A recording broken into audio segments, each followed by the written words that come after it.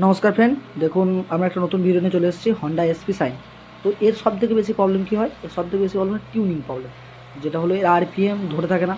এবং আরপিএম যদি আমরা এটা দিয়ে অ্যাডজাস্ট করি তো আরপিএম হাই হয়ে থাকে। তো এই প্রবলেমটা বেশিরভাগ হন্ডা সাইন নর্মাল হন্ডার বাইকে যাদের ভ্যাকুয়াম কার্বোরেটর আছে সেই কার্বোরেটরে বেশিরভাগ প্রবলেম হয়, বাটারফ্লাই কার্বোরেটরে। ঠিক আছে, তো আমরা কি করবো দেখুন, আপনারা ট্যাপিড অ্যাডজাস্ট করতে পারেন, ট্যাপিড অ্যাডজাস্ট করলে ঠিক হবে না।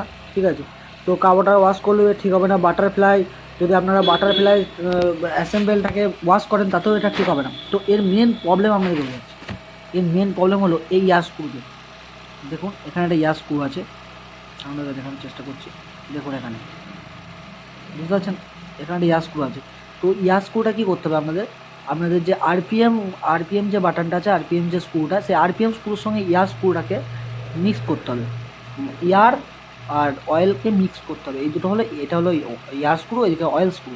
ঠিক আছে, তো এই দুটোকে মিক্স করে আপনাদের যে হাই আরপিএম যখন আসবে, এটা ঘুরিয়ে যখন হাই আরপিএম আসবে তখনই এই স্ক্রুটাকে ছেড়ে দিতে হবে, তাহলেই এর আরপিএম ঠিকঠাক দাঁড়াবে। তো আমরা এটা অ্যাডজাস্ট করে দিয়েছি। এবার দেখুন গাড়ির